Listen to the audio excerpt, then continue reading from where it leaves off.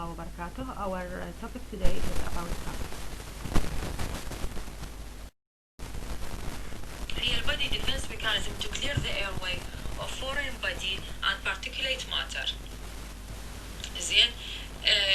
فهي الكف إذا ترى in most cases يعني الميديا خلتنا نتصور ان الكف هي فد شيء خطر، واللي يصير يعني قبل بالافلام المصريه القديمه اللي يصير عنده كف ويصير عنده سبيوتم ويصير عنده بلد بالسبيوتم، هاي اهله يعيفوه يسد البيت، وخلتنا يعني الميديا سوت الكف يعني portrayed in a way that is dangerous in our يعني culture. بس هي مو هيك، ترى الكف هي يعني 99% من الحالات هي الكف سيلف ليميتنج واكيوت وما بيها اي consequences. فايرال كف يعني.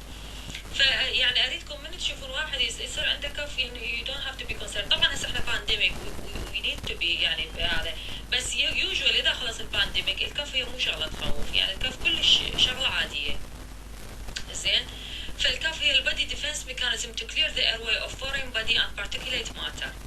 This is supplemented by تعرفون السيليا بالبرونكاي هي move mucus and ill-trapped foreign body to be expectorated أو swallowed. Okay.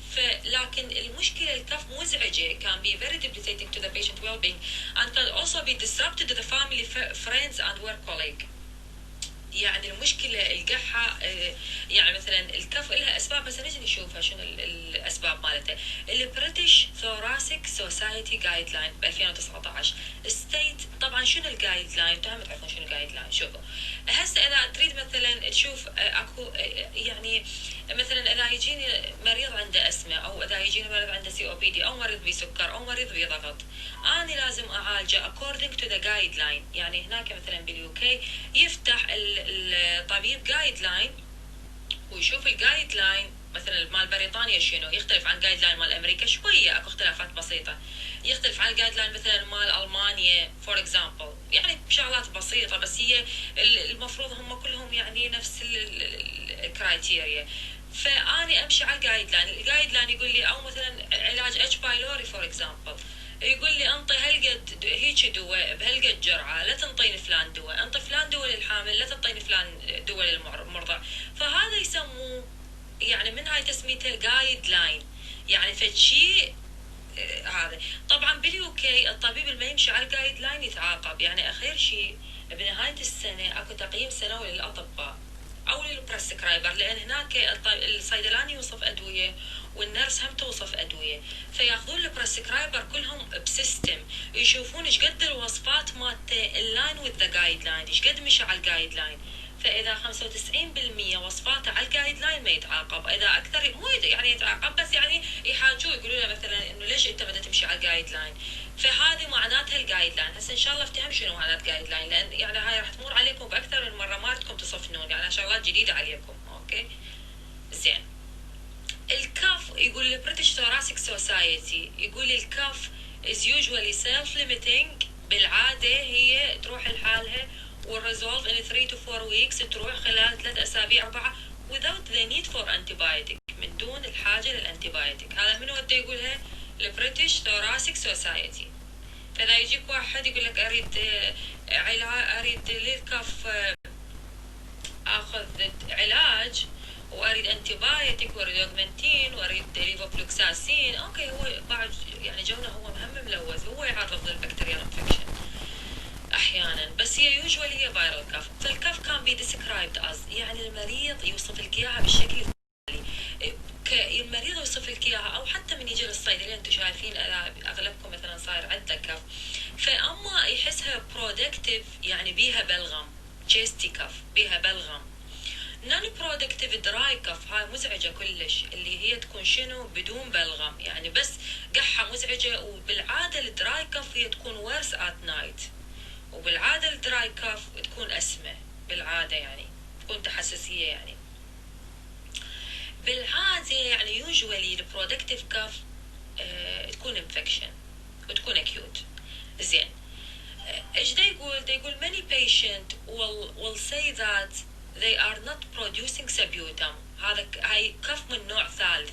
although they may go to say that they can feel it in their chest. يعني اكو واضحة يطلع بلغم ويقول لك لون البلغم، واكو واضحة انه هو دراي كف، واكو نوع ثالث تقول له عندك بلغم يقول لك لا، تقول له قحتك يابسه يقول لك لا، يقول لك اكو شيء بصدري احسه ومدى يطلع. فهاي النوع الثالث تعتبر شنو هاي النوع الثالث اللي يحس فد شيء بصدره ومدى يطلع؟ تعتبر chesty cuff، يعني عاملها بالتريتمنت كchesty cuff. فin these cases the cuff is probably productive in nature and should be treated as such. الكف اذا على الوصف قسمناها productive non productive.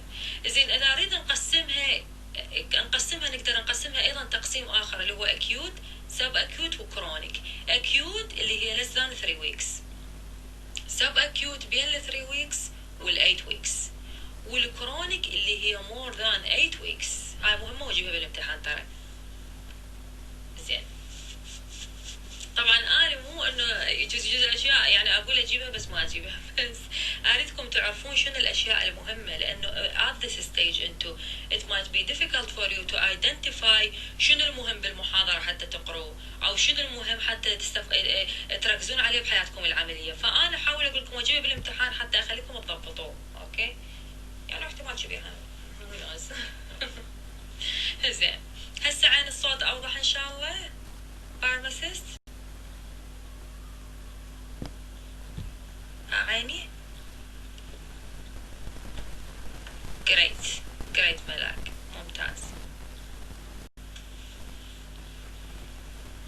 ممتاز ان شاء الله يعني حتى بالمحاضرة ويكون الصوت اوضح بالمرة القادمة. اوكي انا عندي ماك بوك برو، فاحاول يعني المرة الجاية بالماك بوك اخذكم بلكي يكون صوت اوضح يعني. ممتاز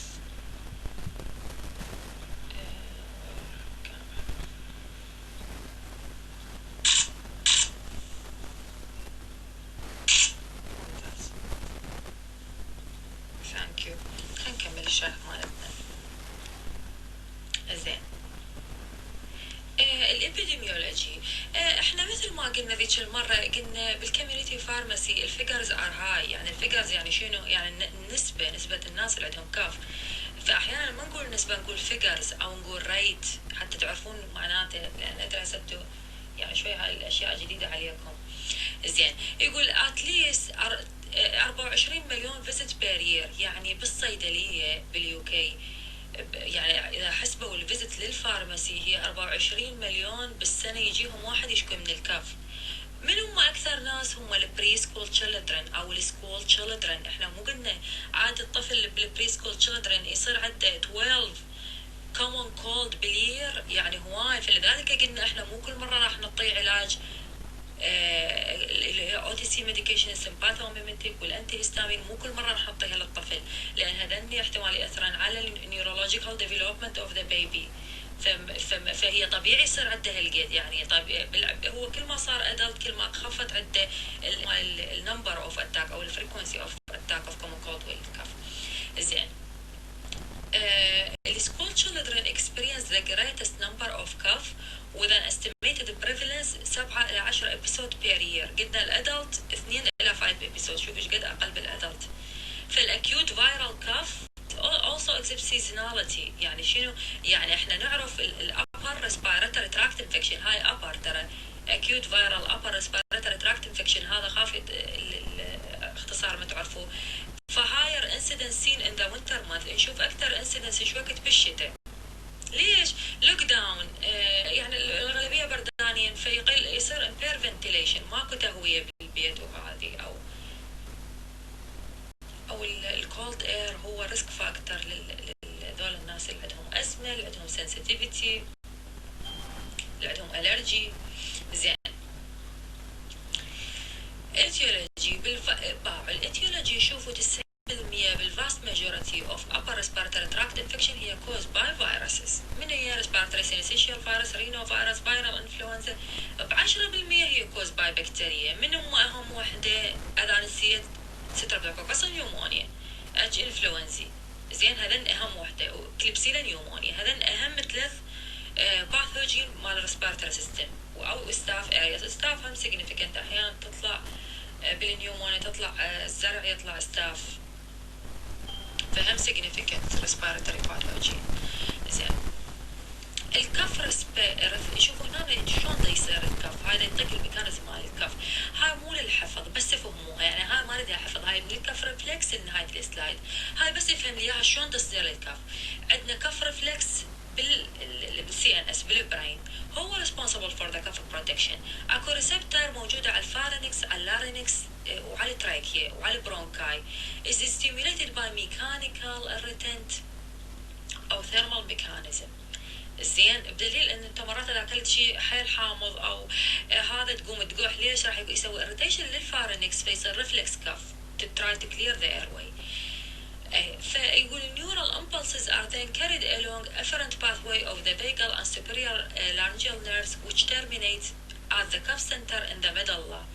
ايش راح يرجع؟ اول شيء هي راحت الامبulses بالافيرنت باثوي، راح ترجع الريسبونس بالافيرنت fiber of the vagus and the spinal nerve carry neuronal activity to the muscle of the diaphragm, chest wall and abdomen.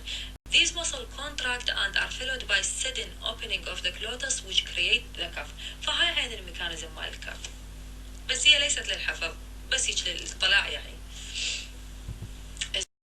الكوزز اوف كف مثل ما قلنا هي موست لايكلي 90% الكف راح نسمعها هي فايرال كف وهي سيلف ليميتنج وتروح 2 ويكس.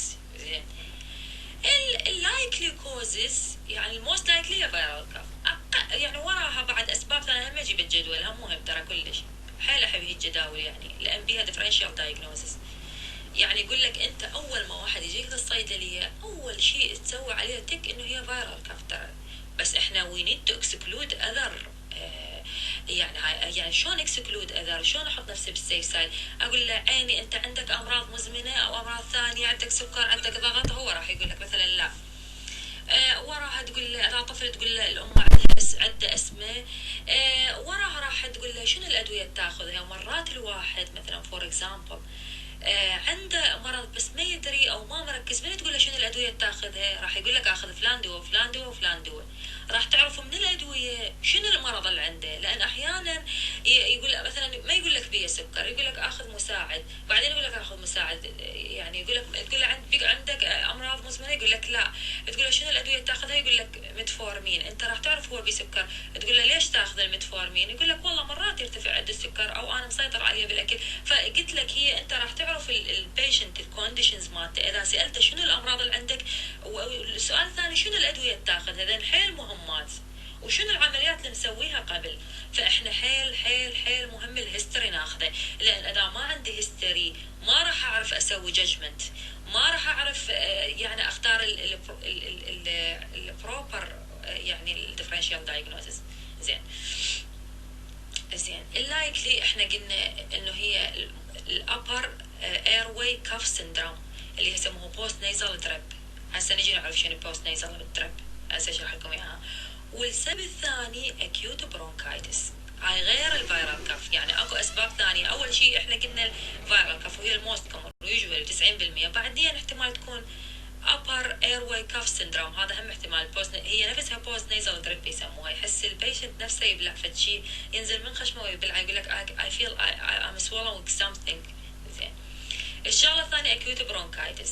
الانلايكلي كوزز يعني انت استبعد هاي الامور، مو بكل الناس تقول لا تشلب لا هذا بي سي او بي دي لذاك يقح، او لا هذا بي اسمه، لا ترى هاي انلايكلي كوزز اوف كاف، هذا مو سبب شائع للقحة، هذا مو سبب شائع. من ان الاسباب المشائعة الاسمة، بس راح نسأل على الهيستوري لا تنسون، الاسمة، السي او بي دي، النيومونيا، الكرونيك برونكايتس، الكروب، هذا النبي من هذا او اي سي انهبيتر انديوس كف. هسه نجي نعرف من الاي سي انهبيتر، هاي ادويه وكف وكلش كمان سايد افكت الها، واختارناها من دول الادويه لان هذني بالذات يسوون كف بميكانيزم معينه. زين وطبعا مره جت وحده للصيدليه كانت عندها اي سي انهبيتر انديوس كاف، اجتني قالت لي انا عندي كاف ومن زمان وما تتحسن وكل الاطباء ما عرفوا لعيلتي، قد صار لك عن الدريشن اوف كاف 4 اشهر. زين هاي 4 اشهر اكيوت لو سب اكيوت لو كرونيك هاي كرونيك كاف. زين هاي الكرونيك كاف الها انفستيجيشن. اول شيء قلت لها من قالت الكرونيك كاف قلت لها سوي تشيست اكس راي. ليش؟ لان الكرونيك كاف هسه اقول لكم شنو الديفرنشال دايجنوز مالتها. يعني ما دام عبرت الشهر يعني او 6 اسابيع او شهرين يعني لازم نسوي انفستيجيشن ترى ان ذيس كيس. فقاعد اخذ منها الهيستوري. قلت لها شنو الامراض المزمنه اللي عندك؟ قالت لي ضغط. قلت لها شنو تاخذين للضغط؟